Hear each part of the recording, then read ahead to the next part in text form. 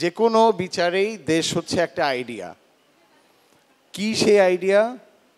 Idea হচ্ছে একটা সব একই ভাষাভাষীর, একই কালচারের অনেক লোকজন মিলে যে আইডিয়াটা ডেভেলপ করে সেটাই হচ্ছে দেশ।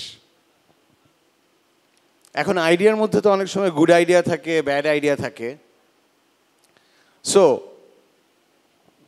আমি শুরুতেই যে কথাটা বলেছিলাম যে আমরা জানি যে জন্মিলে মরিতে হইবে, কোনো একদিন জন্ম হলে আমাদের মৃত্যু অনিবার্য।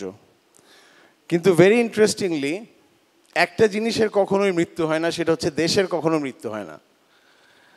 নতুন নতুন দেশের জন্ম হয় কিন্তু দেশের কোনো মৃত্যু নাই।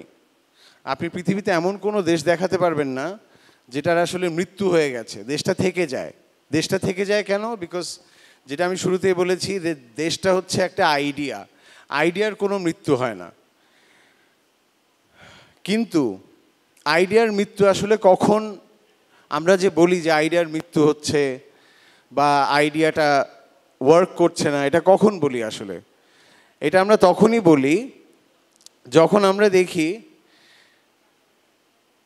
এই যে একটা দেশের culture, since I M a cultural worker, so একটা দেশের কালচার, একটা দেশের ভাষা যখন আস্তে আস্তে তার স্বকীয়তা হারাতে থাকে, তখনই আমরা বলি যে আসলে এই আইডিয়াটার অপমৃত্যু হচ্ছে।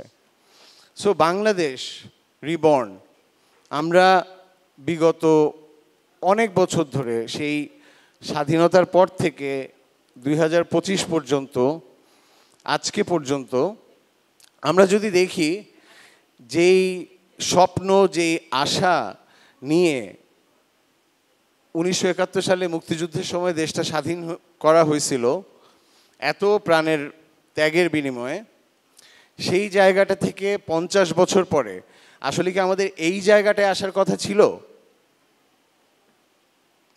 আমাদের তো আসলে আরও অনেক অনেক অনেক আমাদের যেই ধারণা, যেই আইডিয়া নিয়ে বাংলাদেশটা তৈরি করা হয়েছিল, সেই জায়গা থেকে তো আমাদের আরও আরও অনেক অনেক উপরে যাওয়ার কথা ছিল, কিন্তু সেটা আমরা যেতে পারি নাই। নানা কারণে যেতে পারি নাই, কারণ আমরা আমাদের স্বকীয়তা হারাচ্ছিলাম। একটা আইডিয়া, একটা গুড আইডিয়াকে যদি সাকসেসফুল করতে হয় তাহলে তার পেছনে যে পরিমাণ এফোর্টটা দিতে হয়, যে পরিমাণ অনেস্টিটা দরকার, যে পরিমাণ ওই আইডিয়াকে ওন করা দরকার, আনফর্চুনেটলি আমরা সেই জিনিসটা করে আসতে পারি নাই। Coming back to last year July, যদি আমরা দেখি যে গত বছর জুলাই যে গণ অভ্যুত্থান হলো, মুক্তিযুদ্ধের পরে আমাদের দেশের সবচেয়ে বড়, যদি আমি বলি ঘটনা, সবচেয়ে বড় আন্দোলন, সবচেয়ে বড় অভ্যুত্থান। এই যে আমরা তো স্বাধীনতার 50 বছর পূর্তিও পালন করলাম ঘটা করে, করলাম না? সো এই যে 50 বছর পূর্তি ঘটা করে পালন করার পরেও গত বছর কেন ছাত্ররা, আপনারা, আমরা সবাই আমরা রাস্তায় নেমে এসেছিলাম? কেন? কি কারণে? আমি তো সবাইকে চিনতাম না, আপনারাও তো সবাইকে চিনেন না। কোথায় কি কি হচ্ছে, কার সাথে কি কি হচ্ছে, আমরা তো সবাই সবাইকে চিনে, আচ্ছা আমার অমুকজন যাচ্ছে আমি যাই, বা আমার যাওয়া উচিত, বা আমার ভাই হয়তো এফেক্টেড কাজে আমার যাওয়া উচিত, এই কারণে তো সবাই হয় নাই। ইভেন আমি যদি প্রবাসীদের কথা বলি, তারা তো দেশেও ছিলেন না, তারা তো দেশের বাইরে ছিলেন। তাহলে তারা কিভাবে এই পুরো জুলাই গণ অভ্যুত্থানের সাথে যুক্ত হলেন? জুলাই গণ অভ্যুত্থান না বলে আমি যদি বলি যে তারা এই কিভাবে একটা নতুন জাগরণ, নবজাগরণের পার্ট হতে চাইলেন কিভাবে, কেন?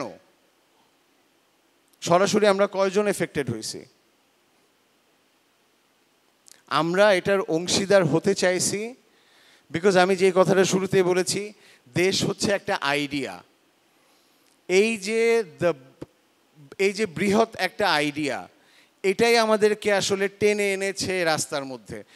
এই আইডিয়ার এই যে দেশটা যে আসলে শেষ হয়ে যাচ্ছে, দেশটা যে আসলে নষ্ট হয়ে যাচ্ছে, আইডিয়াটা যে আসলে নষ্ট হয়ে যাচ্ছে, সেখান থেকেই কিন্তু আমাদের তাড়নাটা আসছে। আমরা কিন্তু কাউকে চিনে জেনে আসি নাই, আমরা যারা রাস্তায় ছিলাম বা যারা রাস্তায় ছিল, কেউ কিন্তু আসলে নেমে আসে নাই এই কারণে যে কেউ কাউকে চিনে। এটা ছিল we are part of the big idea. আমরা অনেক বছর পরে ফর দ্য ফার্স্ট টাইম এই আইডিয়ার সাথে এক ধরনের একাত্মতা অনুভব করতে পারছি।